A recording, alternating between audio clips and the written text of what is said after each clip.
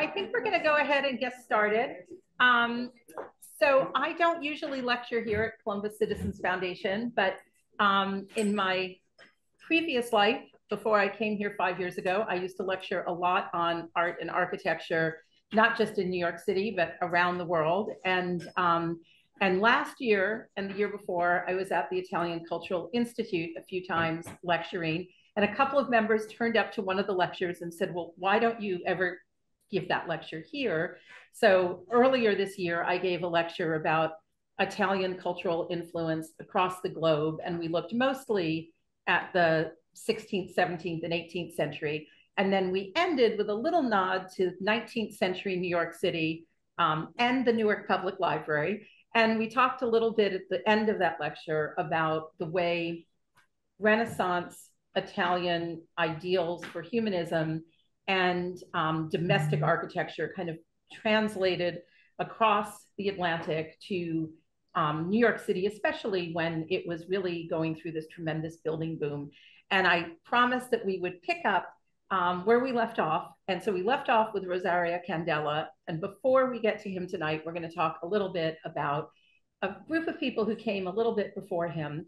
But I think the fun of tonight is that it's not exhaustive. We could give 10 more lectures on the idea of Italian architecture here in New York City, but they're really some seminal figures that left their mark in very special ways and continue to do so, as we'll see.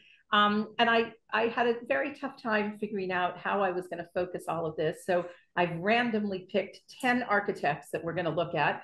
And they're just to give a flavor of kind of from the 1850s to really the present day, the tremendous dialogue there's been between Italy and the United States culturally, and then in an expression of all of that architecturally. And I'm going to give one little piece of history, which is when the United States formed, Italy was actually a very, very powerful influence on the idea of the United States. Coming out of the Renaissance and humanism, educated Brits had already started to go on the Grand Tour in the 18th century. For the Americans, it was a 19th century phenomenon.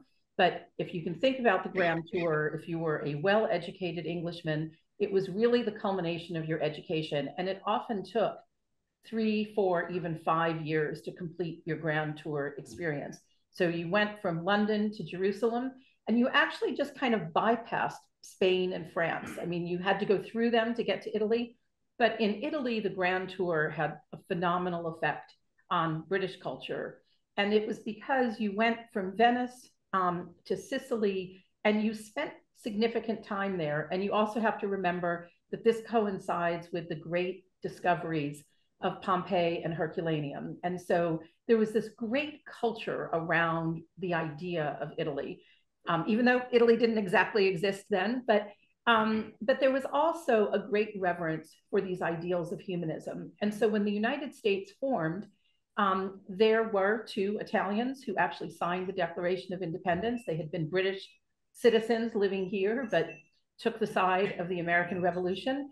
And then somebody named Filangieri, who was a great philosopher of that era, had tremendous correspondence back and forth with Benjamin Franklin and Thomas Jefferson. And as I talked about in the last lecture, Thomas Jefferson loved Palladio. So Palladio became a big influence on significant architecture here. And so in this milieu, as New York is growing at the end of the 19th century, there's the Italian immigration that many of us connect to personally. My family came from Sicily about 1900. They worked as stonemasons. But there was also this other stream of people who came who were not desperately poor, but they were looking for opportunities, and they understood what the opportunities were here. And they also understood this kind of fascination with Italian culture and the ideals of the Renaissance. So with that as our backdrop, oh, actually, I can probably use this, hopefully. Let me let people in.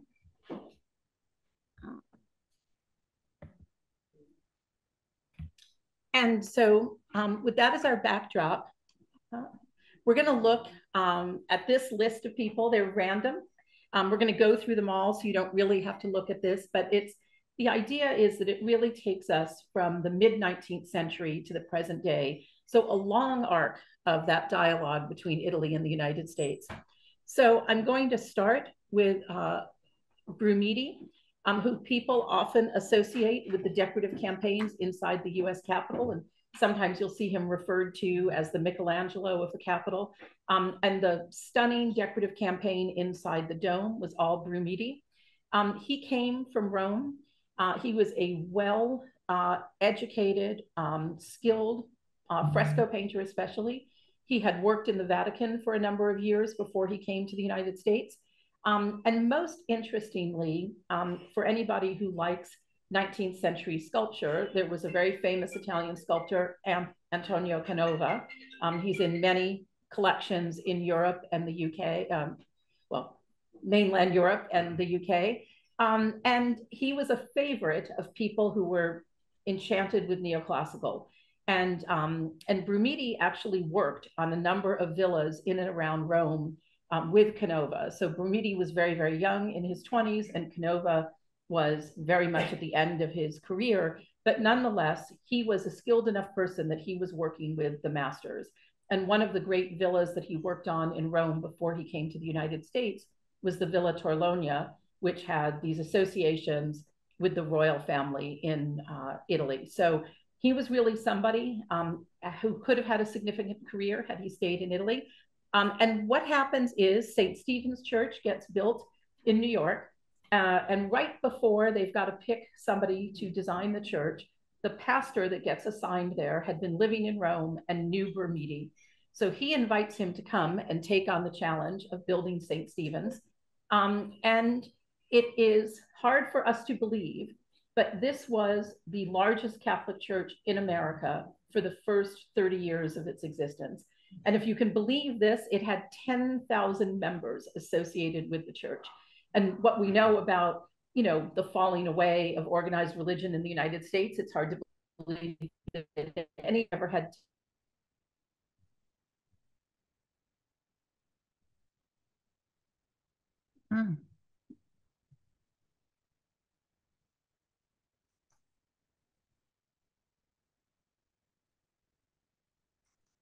Significant building on the streetscape. Renwick built Cathedral and many other churches around the city. So Brumidi was not brought in just because he knew the pastor from Rome. He was brought in because they really wanted to make a statement about the decorative campaign.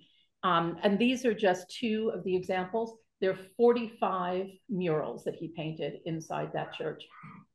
And a few years ago, this church was threatened with demolition. The Catholic Church was going to merge 3 parishes into one, and they had selected a different church to be that hub. And it's these paintings inside that saved this church from demolition, because the outcry from art historians, preservationists, civic leaders was, how can you possibly destroy a church with this kind of pedigree?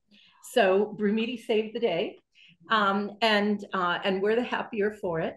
And then he worked across town and Church of the Holy Innocents, which is a church, again, variously threatened with demolition on and off over the years.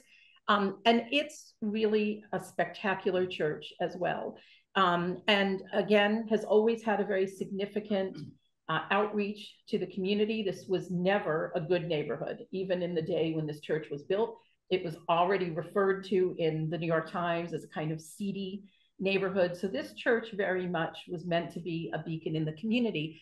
But again, they bring in Brumidi to do the decorative campaign. So some sense of how important both Brumidi was and the Catholic Church in this neighborhood at the time to have the wherewithal. And then the picture that's in the upper right of it being restored, they actually brought paintings conservators from Parma in to do the restoration, because not that there aren't people here qualified to do it, there are, but even in Italy, people know about Brumidi's work here. And the Comune of Parma decided they wanted to be part of this campaign. And then I also show that picture because if you wonder what the scale of these pictures are, those are 2 perfectly normal sized people doing that campaign, and they look rather diminutive against the backdrop. So these are two of his important works here in New York. He did some other work as well, and then moves to Washington, D.C., and takes on the decorative campaign in the Capitol building. And then you might wonder, why am I showing you this little tiny building at 88 Grove Street in Greenwich Village? It's actually a survivor of pre-Civil War architecture. A lot of Greenwich Village can make that claim. It doesn't look like much, but Ferruccio Vitale is somebody who I discovered kind of accidentally 25 years ago when a friend of mine who's a landscape architect kept talking about these very, very grand landscape designs on Long Island and how they were unique. And it was very important that they not just get, completely ripped out and redone, because these were seminal things. And I never really thought much about landscape design. I'd never heard of Ferruccio Vitale. And he turns out to be a fascinating figure. So he came from a, reasonably well-off family in Florence. His father was an engineer. He became an engineer. He got drafted into military service and, was in the military. And then he got appointed to be the military attaché to the to the Italian embassy in Washington, D.C. And so he moves to Washington, D.C. He has a certain experience there. And then he decides to leave government service, become a U.S. citizen, and he moves to 88 Grove Street. And he sets up shop as a landscape architect. And he becomes the go-to landscape architect for every wealthy family in the Northeast. So indeed, he did about 20 estates out on Long Island. He did quite a lot in Westchester. He did some in Great Barrington, Massachusetts, we're going to take a look at, and New Jersey. And when I say he was the go-to person, if you go online and look for his list of commissions, it's 60 or 70 estates that he did. So he worked ferociously. The other thing that's very interesting about him, because we think about immigrants in a certain way, and we certainly think about Italian immigrants in the 19th century in a certain way. He ended up being appointed by the President of the United States to the Fine Arts Commission in Washington, D.C. He served on the Fine Arts Commission here in New York City. He was on the board of Municipal Art Society, which was a rather fledgling organization at the time, still powerful here in New York City. And he went on the board of the American Academy in Rome as one of the original board members with McKim, Mead, and White. So this was somebody operating at the highest levels of the cultural society. And he was really an incredible genius. And this is his very first commission out on Long Island for a wealthy family. And it got written up in magazines at the time, a lot of newspaper articles about the inventiveness of the design. But what's really interesting when you look at it is it's really a throwback to the Renaissance. So for people who might know a little bit about Raphael's time in Rome, he was the superintendent of antiquities for the Vatican and surveyed all of the buildings in Rome that were considered antique at the time. But the other thing that he did was he designed a decorative campaign at a villa called Villa Madama that's a little bit on the outskirts of Rome. It's a government building. It's very hard to get into, but one of the things that he created in that decorative campaign was a loggia that kind of gave you this feeling of the seamlessness between the indoors and the outdoors. And it had, doors that opened into gardens, but in that loggia, the whole decorative campaign was as if you were standing in a vineyard. And that's what Ferruccio Vitale recreated here in this very first commission. So what's on that magazine cover is this loggia that he created, which is exactly that, this kind of intermediary space between indoors and outdoors that makes you feel already that you're transitioning to the outdoors. And then that's a historic photo of the house on the lower right, which, the house may not look that spectacular, but those gardens were really something nobody here had ever seen, this kind of harnessing of the environment to make, in essence, outdoor rooms for you to enjoy. And then he gets a new commission in New York City in Rock Creek Park. And so Meridian Hill Park in Washington, D.C. Is actually, because it's on the Meridian line in D.C., But what's really phenomenal here is this is something Americans had not seen ever before, this kind of unbelievable harnessing of the water and gardens together. But in Renaissance Italy, everybody knew about this. And if you were somebody educated in Italy at the time he was going to school, everybody knew a lot about these kinds of things. So if you have a chance to go to Rome in the coming months and you go to the Botanical Garden, which is open to the public, it's an old Corsini villa that was nationalized at the time of unification. And in the very back of that Corsini garden, you don't realize it, but you're at the base of the Janiculum Hill. And there's a fantastic sculpture there called the Scala d'Acqua. And it's exactly what it sounds like, a staircase with water that cascades down the middle of it, and then it ends in a pool of Neptune. And so this is not an exact replica of that, but it is very reminiscent of something that was very well known to Italians in that era. You know, this fantastic use of water as a way to, you know, delight your senses. And so this kind of staircase that you walked down adjacent to the cascading water was really a very popular Renaissance device. And Ferruccio Vitale is responsible for bringing that here. The other thing that's very significant about him, he was unbelievably influential. And as he was working on the gardens, the best architects of the day were working on these houses.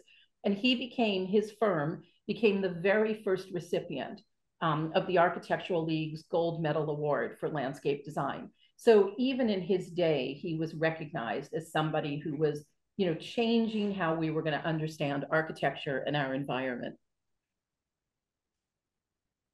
And then, you know, as I said, he worked throughout the Northeast.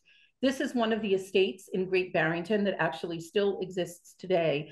And I wanted to show these two pictures because if I didn't tell you that was Great Barrington, you might think, where in Italy is that garden? Because it's fantastic. Because again, working with these architects and the idea of Italian architecture was so strong that that staircase going down into the garden and that loggia at the back, we could fully believe that is a villa somewhere in northern Italy. And it's really spectacular that these designs have endured.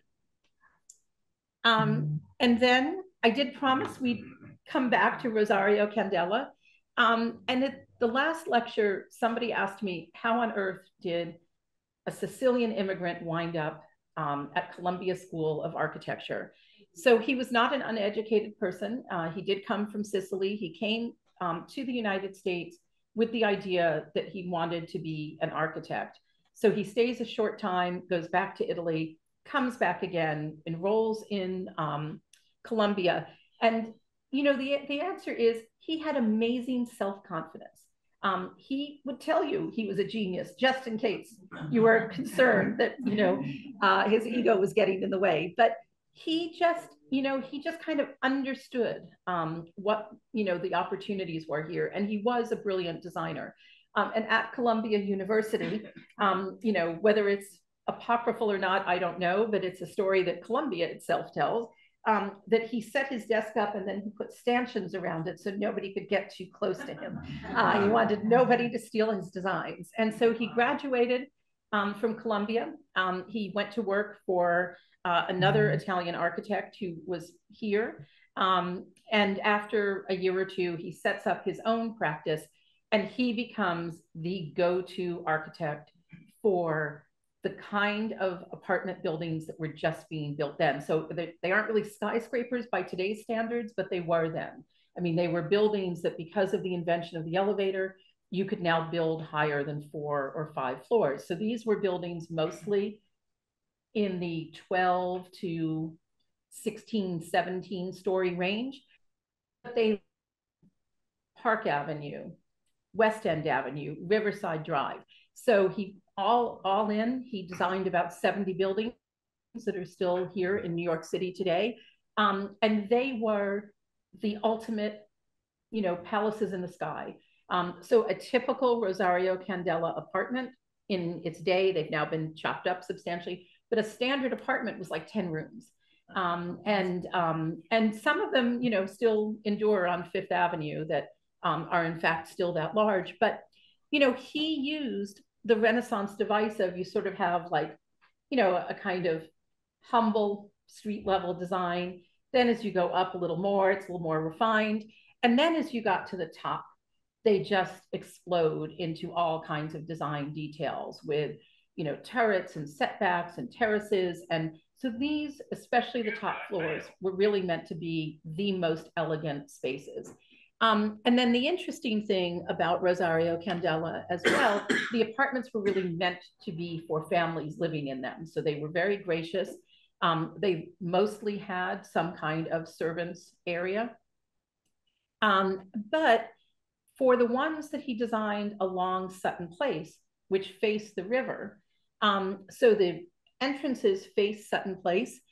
So there's one of his buildings at 1 Sutton Place that's got this very, very clever loggia that's actually a circular driveway, but very, very narrow. So it doesn't take up a lot of the building space, but it gives you a way to get in and out off the street.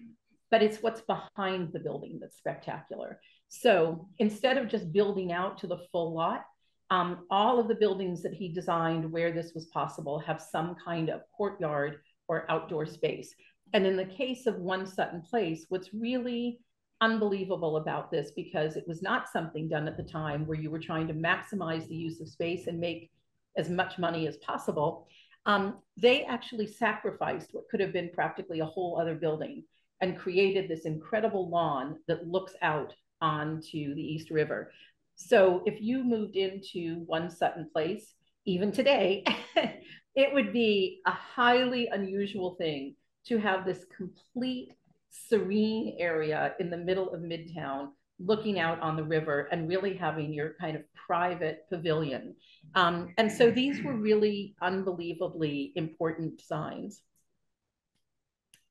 And then, you know, I was trying to think about, you know, we could talk about domestic architecture forever and ever, but we also forget that in this same period, you know, a little bit after the turn of the century, heading towards the roaring 20s, you get Eugenio de Rosa, who comes here as a very small child. He's about 4 when his family moves here. And, you know, his father was a professional. He goes to architecture school, and then he becomes the go-to architect for theater design.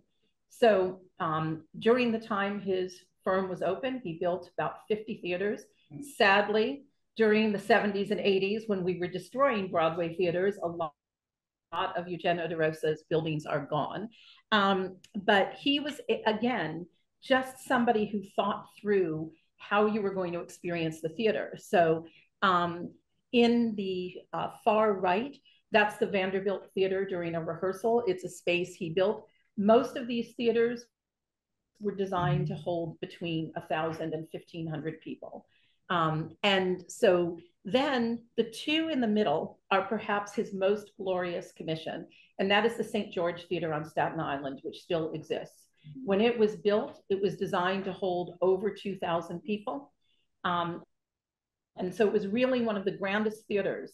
You know, sometimes we get very Manhattan-centric and we forget what's going on in the other boroughs, but Staten Island in the 19th century was a very wealthy place. Vanderbilts lived out there. The first yacht club in New York was out on Staten Island. And so it was a really important commission, and that's the interior in the middle. And then on the far right is or far left rather, is a theater he built in Suffern, New York. Again, designed to hold about 1,000 people. That theater still exists. And then on the bottom is actually, again, one of the most spectacular designs he did. It was called the Apollo Theater on 42nd Street, not the Apollo Theater in Harlem. It sadly was demolished in the 1950s to make way for other smaller theaters. But he was, you know, he's sort of a name none of us know. And yet he was incredibly important for the growing theater world. And then one of his, you know, another one of his lost buildings is on the far left, the Belmont Theater, which was a smaller theater, but again, had a very, very fine interior. And it sadly was one of the ones that the New York Times, you know, referred to as one of the tragic losses in the 1980s of all of these historic theaters. But one of his absolutely spectacular buildings was the Gala Opera House. And now the Gala Opera House did not have a robust future ahead of it. So the person who had this idea for an opera house in Midtown hires DeRosa. They design this fantastic building. And in less than 10 years, the opera company is out of business. There just was not enough of an audience to sustain the Metropolitan Opera, the Brooklyn Academy of Music, which was originally an opera house, and then this one in Midtown. And people really wanted to theater, not opera. So the opera closes, but this had several afterlives. And does anybody know what the Gallo Opera House is today? Nope. Good guess though. So in the 1950s, CBS took it over as a broadcast center. And so for many, many years, those early broadcasts of live things on CBS were out of the inside of that building. Then it became a theater again then it became a club in the 1970s. Anybody want to guess what? Studio 54. So Ian Schrager and Rubel, look at the space and go, we found it. This is going to be the destination for club goers. And because it was this big open expanse, because if you ripped out all the seats, you had a big open space. So it became Studio 54. And Studio 54 still exists today. Roundabout Theater Company took it over about 25 years ago. There's been, endless productions there in recent years. And there's even 54 Below, which is a jazz club and supper club underneath. So it has a happy ending because it's one of his few buildings that didn't get destroyed. And it's really a great thing. And then so now we're going to take a little bit of a detour, and you're going to wonder, why am I telling you about an architect who mostly worked out on the West Coast? So Beluski came to the United States actually after having an engineering degree from La Sapienza, excuse me, in Rome. And he actually came to Cornell University and did a second degree in civil engineering. And then he actually went out to Idaho, of all places, and worked for a mining company because he was an engineer.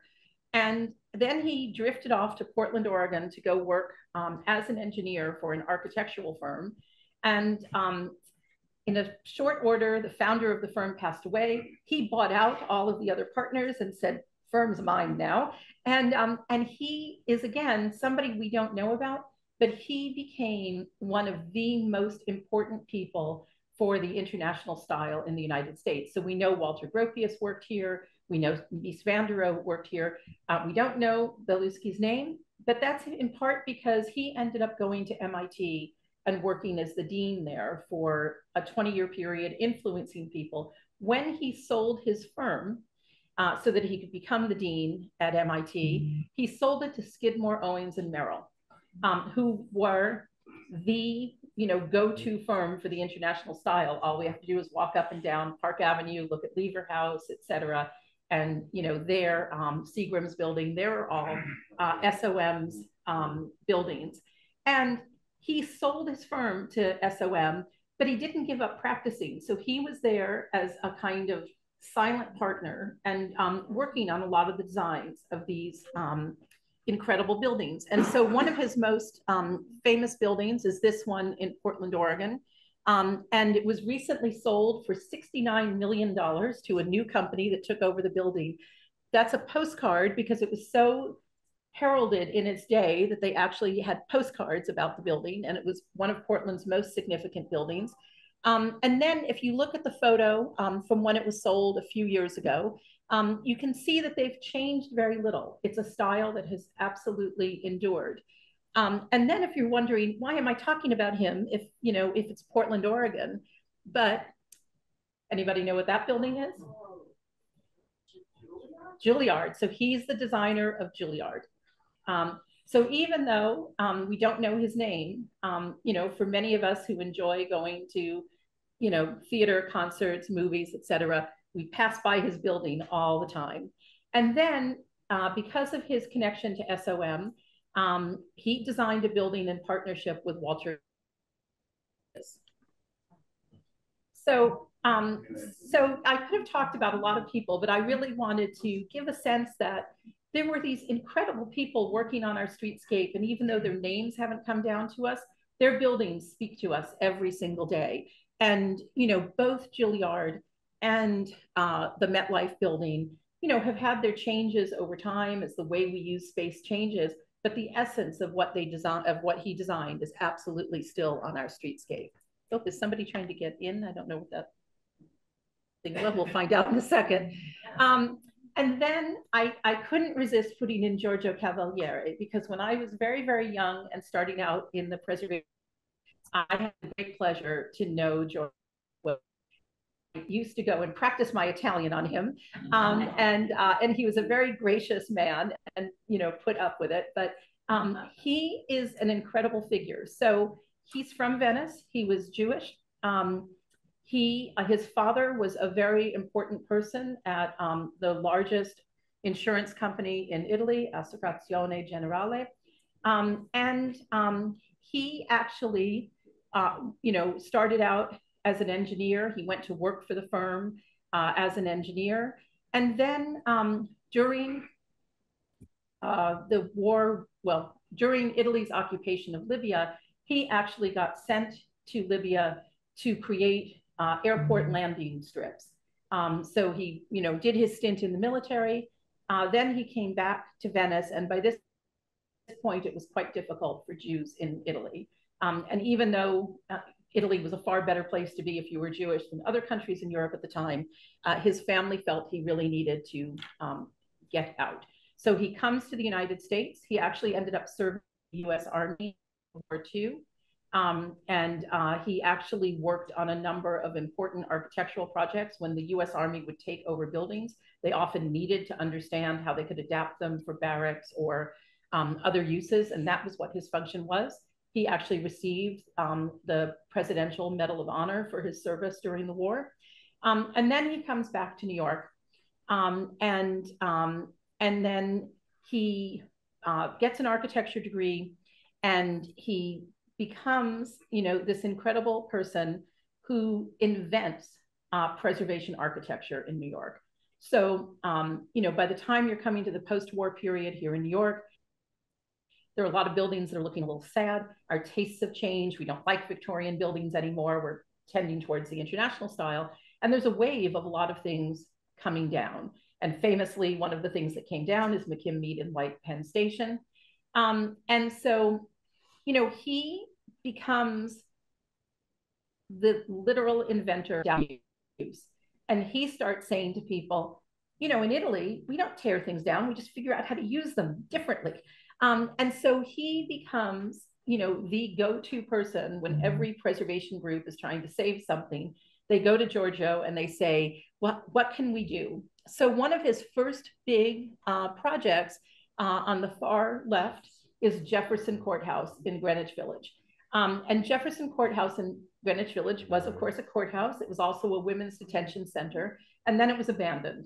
And it just was nothing for a while. And the building was in quite bad repair. And they decide they're going to turn it into a library. And of course, the first thing is, we can just tear it down. We can build a nice new library. And the group of people, Jane Jacobs and others, who are trying to save Greenwich Village and keep it as a certain scale, Giorgio comes in and says, no problem, we can fix this. And so he designed, you know, not just the solution for retaining the envelope of the building, but really elegant designs to capitalize on, you know, the fussiness of this Victorian building. So now what's fussy can become small, intimate spaces and can become classrooms and reading areas. And so it was all very thoughtfully done, taking advantage of that Victorian architecture and thinking about how a community library would function. And this really puts him on the map. And then the next big commission for him was the public library, which we'll look at more closely in a second. But interestingly, the public library, or the public theater, started out as a library, although that's a kind of fortress-like building for a library, so I don't think it was very inviting. And so it too had gone through a number of uses, a warehouse, factory, abandonment. And then the idea with Joe Papp is to turn it into the public theater. And then he also took an old firehouse and turned it into the Firehouse Museum that we visit today. And so when you look at the public theater, that is a pretty imposing building. And if you were a child, that would not have seemed like a very inviting place for a library. And it was also massive.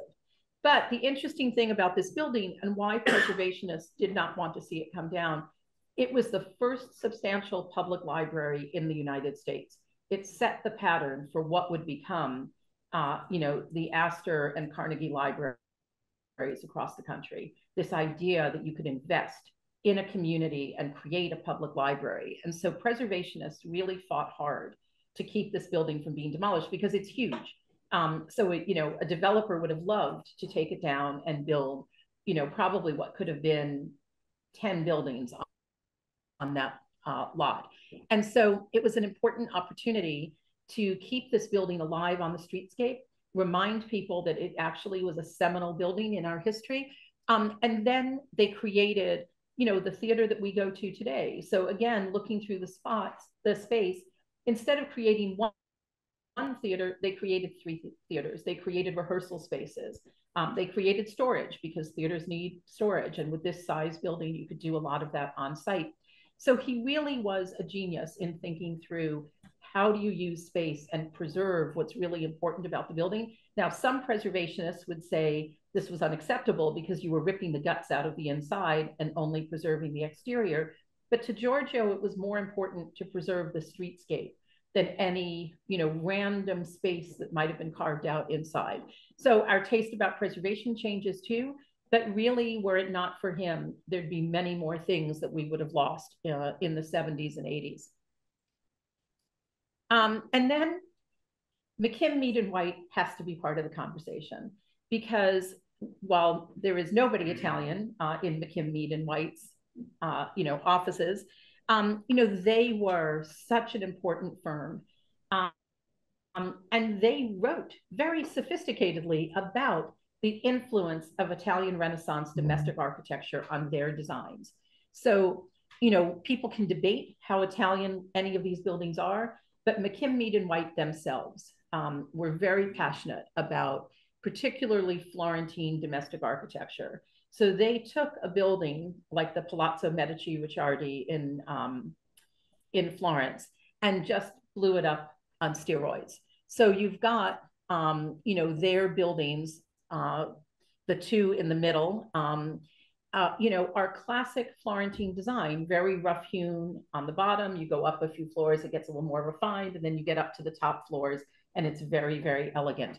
And so they were purveyors of this architecture. And they designed the American Academy in Rome on the Janiculum Hill for Morgan. So, in a kind of odd twist, they go back to the source to build this extraordinary building. And, when you go to the American Academy in Rome today, it is much more a Florentine building than a Roman building. And it sits up on the Janiculum Hill. It's got a commanding view of the city. And it was built originally not just so Americans could go, but in essence, so Americans could go and have that kind of grand tour experience and really immerse themselves in the life of Rome and in Italian culture. And so, J.P. Morgan was the person who started the American Academy in Rome. I don't even know how many thousands of Rome fellows there have been, but the Rome Prize is still a very prestigious thing to have. And it, 60 or 70 people get the Rome Prize every year. And it really is an extraordinary opportunity to be there. And so this is all part of the world in which McKim, Mead, and White are operating here in New York. But I wanted to point out the 2 pictures on the far right. So the lower right is the exterior of the Payne Whitney Mansion on 78th and 5th, which is today the French Consular Services building. So they hold a lot of lectures. There's a bookstore in there. And that may or may not look like an Italian villa to you, but Stanford White, when he designed it and when he was interviewed about the building, said it was inspired by the Villa Giulia. He was thinking about Italian 17th and 18th century private villas, no longer really the Renaissance, looking later. And he, wanted this to feel like an Italian space.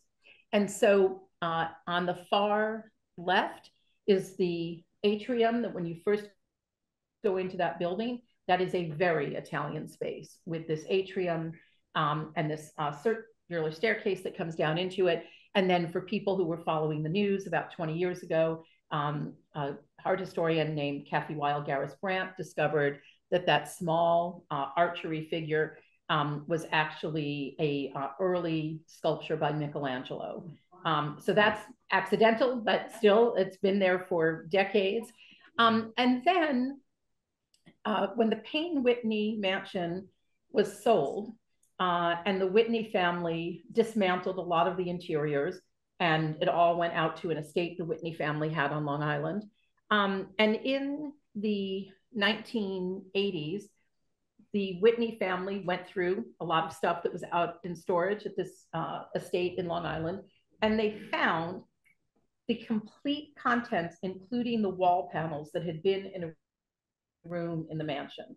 And so they negotiate with the French government to put that room back into the building. And that's what that building is, the room is up on the upper right. That's the Venetian room in the Payne Whitney mansion. And it was all there. The wall panels, the furniture, the decorative objects, the wall sconces, everything. And so it was painstakingly restored and put back into the Payne Whitney mansion. It turns out there was nothing Italian about it. It was all manufactured here in New York State. But it was called the Venetian Room right from the start. And it does have this kind of feel of a Venetian salon. So McKim, Mead, and White can't be ignored in this conversation. And now I'm going to take us very quickly through, what I'll call the modern era. So we love Italian Renaissance architecture. We love the way this got transferred over here from these great late 19th, early 20th century figures who brought with them, their translation of Italian idioms into the New York context. But then you come to the modern era, and Aldo Rossi is somebody who won the Pritzker Prize. He died quite young, and he never set out to be an architect. He started out as a writer and then an architectural critic. He did go to Politecnico di Milan for architecture, but he had envisioned himself as a thinker, not a doer. And then he started to get a variety of commissions. And then in New York City, as we know, when we do manage to preserve things, we like to preserve them in ironclad ways. So the cast iron district of Soho, which is a very prized area and looks a certain way, and we're happy about that. No new building had been built in that area since the designation by the Landmarks Commission. And so Scholastic owned a lot, and next to their lot was a one-story garage that had been there for decades. And they buy that lot and they turn to Gensler, and Gensler is charged with how to build a building in the cast iron district that's going to be new construction, exciting, and meet the Landmarks Commission standards because it's got to fit in. So they turned to Aldo Rossi because they thought, great thinker, he'll figure this out. And according to Gensler, in 5 minutes, Rossi had sketched out the solution. Like, it was obvious to him what to do. And so what was obvious for him to do was to create a two facade building. And so since the building went all the way through from Broadway to Mercer, and you were going to have two street fronts, the original plan had been, one entrance on Broadway and then just the back of the building. And he, really came up with this genius idea. So on the far right, that red and white stripe building is the Broadway facade.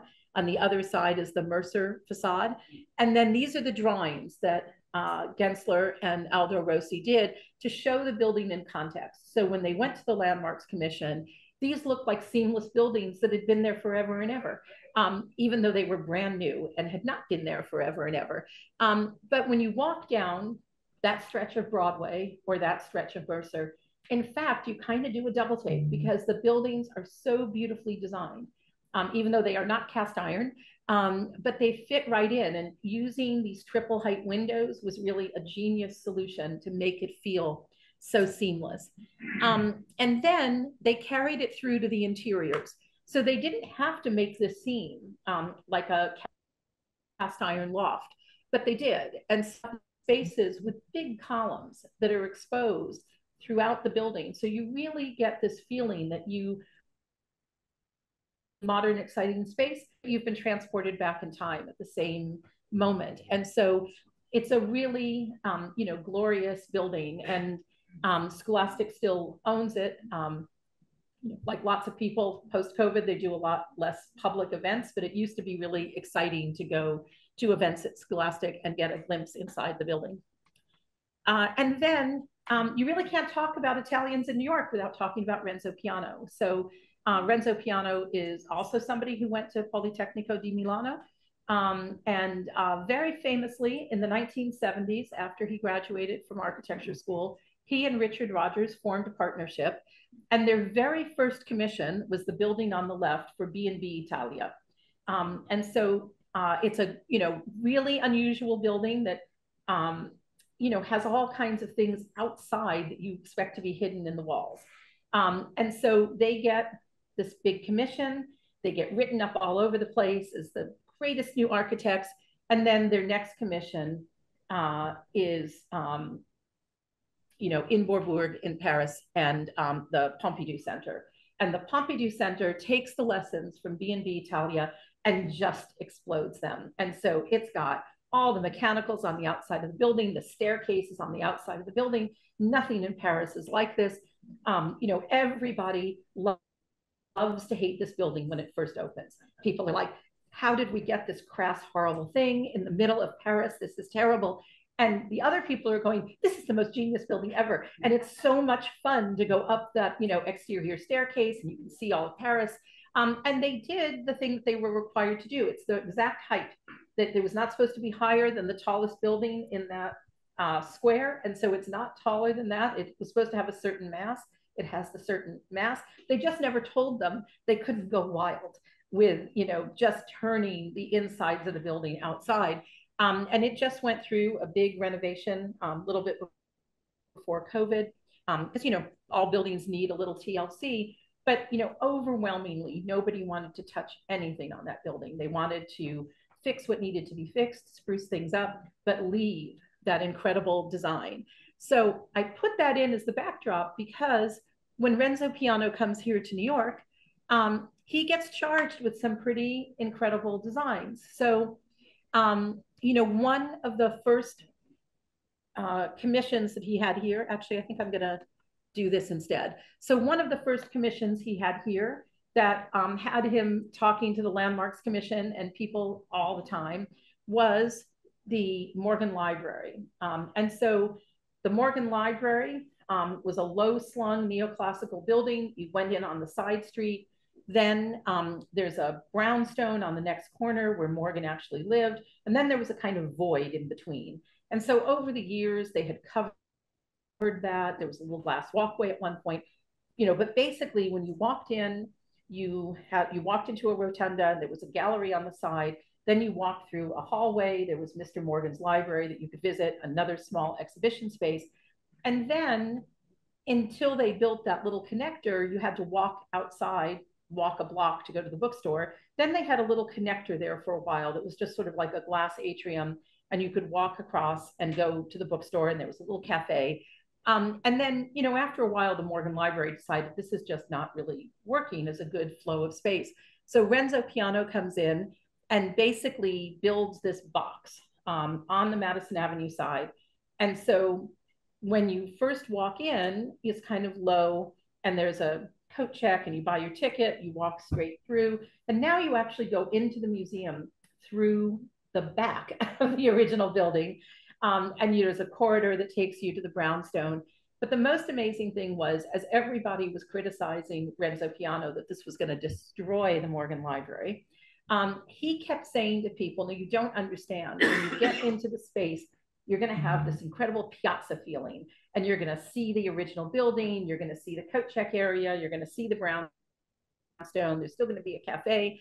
And it was true, because on the surface of it, this seems sort of weird that you were now going to walk in through the back of the building. But indeed, that's that courtyard that he created inside the space. And it does feel like an Italian piazza. It does feel, when you get in there, that you're standing in the middle and there's all these things you can see. And so, you know, this is sort of a building everybody loves to hate, because people talk about it's ugly, it makes you walk in through the back of the building. But if you can ignore that and go into the space, he was a genius at figuring out how to organize that space so you could move through it logically. Let's go back so on the right is the Whitney Museum downtown by the High Line. And why is that there? Because he was originally commissioned to rehabilitate the Whitney Museum here. And there just seemed to be no way for him to have the design he wanted, because too many people wanted to keep the original building. His design required bulldozing two adjacent, not very important brownstones, but people were like, you can't take brownstones down on Madison Avenue. So he actually, at a public hearing, I can attest, he really said this, that if they didn't approve his design, he was going to jump in the Hudson River and never come back to New York. And so eventually the Whitney Museum relents, and they move downtown, leaving their purpose-built original home uptown. And then once he's downtown on an open lot, and near the Hudson River and near the High Line, he builds a design that's really incredible and very unmuseum-like, in that on every single floor, you can walk outside, which is extraordinary. Museums are usually hermetically sealed. We don't want any air in here. We don't want any pollutants from the outside world. And they designed this whole terrace system, which is really an unbelievable thing, that you can enjoy an exhibit, walk out onto one of these terraces, see the Hudson River, see the whole surrounding area, see the High Line. So it gives this building this incredible connection to its urban context. And that was actually one of the things Aldo Rossi was very critical about during his lifetime, was that we didn't understand cities. And we didn't understand that when you're in a city, you don't want to be cloistered away. You want to see that city. So Renzo Piano is somebody who really has picked that up. And then two other commissions, there's a lot of commissions of Renzo Piano in New York, are the New York Times building right across from the Port Authority, which is, again, from a distance, it just looks like a skyscraper. When you get close, you realize there's this incredible play of materials. There's a screen, there's a setback so that lobby really speaks to you. And then 565 Broome Street is a two-towered new apartment complex downtown that just recently was finished. So he's had a big impact on our city. And then I'm going to, oops, wrong thing. I'm going to talk about one other thing with Renzo Piano, which is he is an incredible architect, but he's also an incredible planner. And so he was hired by Columbia University to do a master plan for their expansion to the north. So somewhat controversially, 20 years ago, Columbia started buying up a lot of real estate north of their traditional campus area. And they wanted to build a huge science center. And so one of the things that happened in the course of all this was they hired Renzo Piano, not just to design the buildings, but to really think through what that urban scape was going to be. And since it was going to be 10 blocks north of the main campus, what were those, connective tissues going to be as well? And so one of the things when you can take down lots of buildings and build anew is these are two of the Renzo Piano buildings that are part of the master plan for the North Campus. But they also, again, capitalize on this idea of, a piazza space. So both of these buildings have exterior spaces. You can walk to other parts of that North Campus without going back to the street. It creates a real sense of campus. And then it's still, you know, a little reminiscent of Via Italia and the Pompidou Center is that there are mechanicals that you can see from the street. So he still likes that idea of the transparency of buildings and you don't have to hide everything away. And then the third building that he just finished is this one that's called the Forum. And this and the next slide are my ending slides, but they're really a commentary as well. So this is called the Forum. And I think it's a perfect way to think about the interplay of Italian architecture in New York City, which is, it is a forum. It's a great dialogue that's been going on now for 150 years. And it continues to evolve, but it's very rooted in an important sense of design. And then, you know, just to show that we're not stopping here, Antonio Pio Saracino is a young architect from Puglia. He moved here to New York. He works at a firm here. He's designed quite a number of buildings, townhouses, apartment buildings, some retail spaces.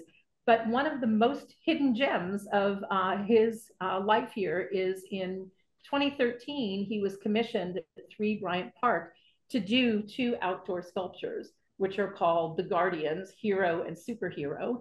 And, you know, it's astonishing. My sister did the PR for the 10th anniversary of these things. And I was like, what are you talking about? I've never heard of these sculptures.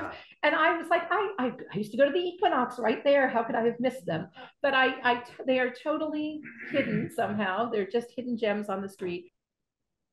But I urge everybody to go to 3 Bryant Park and see them. But I love the idea that they're guardians, because I think forum and guardian is a great way to end this talk, that Italian architecture is a wonderful thing. We get to experience a little slice of it here in New York every day. And I couldn't be happier to share this talk with all of you. So thank you.